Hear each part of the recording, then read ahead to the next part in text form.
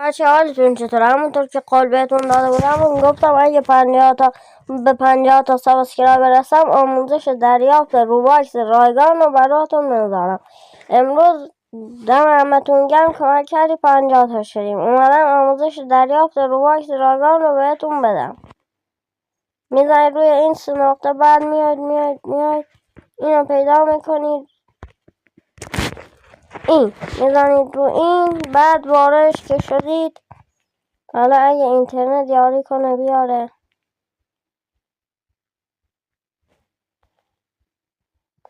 بیار. خب شما به اینا هیچ کاری نداری. این فرقی نداره، این قرمزه. خب فرقی نداره، بعضی موقع ها قرمزه، بعضی موقع ها سبز. میزنید روش، میزنید رو قرمزه، وارد یه جا دیگه میشه. نتم که عالی. خب اینجا میاد میزنید رو 3 نقطه، میاد میگردید داخل اینا، پسورد رو پیدا میکنید. این بعد میزنید روش،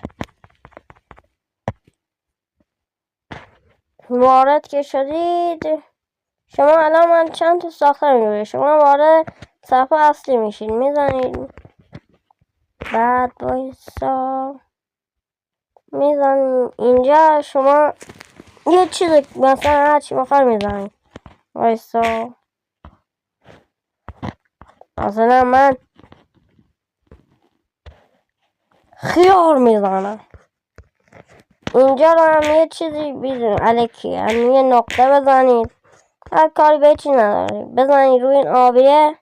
بعد الان ساخته شد. خب نگاه این، بعد که ساختید اینا میزنید باز رو این کارتلایه. نه اشتباه بکنم هیچ هم نزنید.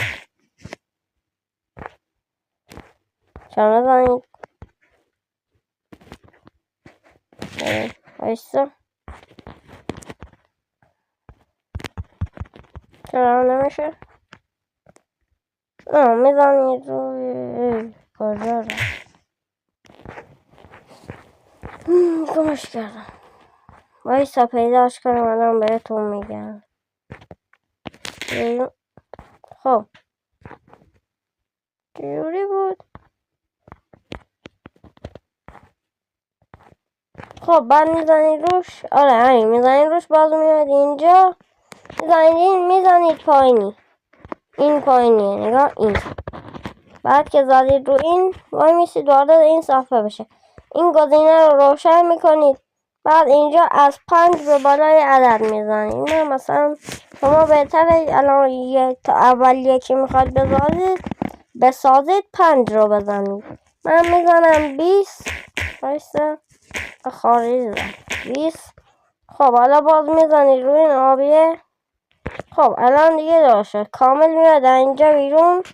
میرید داخل بخش اینجا، میرید داخل سرچ، میزنید پلیز دونیت، بعد وارد اینجا میشید. اگه نت بیاره خوبه وارد بازی بشه. یا دیگه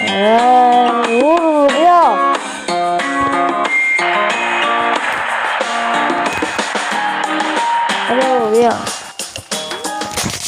خب حالا شما میرید یکی از اینا رو ثبت میکنید. بعد حالا که ثبت شد نگاه کنید. الان من اون 20 تایی رو که زدم اومده. خب اینا 20 تایی اومده. خب شما دیگه الان با بایستید پلیرهای دیگه که پولن خارجی یا مثلا ایرانی یا هرچی با بیان شما رو دونست کنن. خب همین، دمتون گرم تا اینجا ویدیو همراهی کردید. ساب لایک کنید برای آموزش های بیشتر. خداحافظ تا ویدیو بعدی. Bye bye.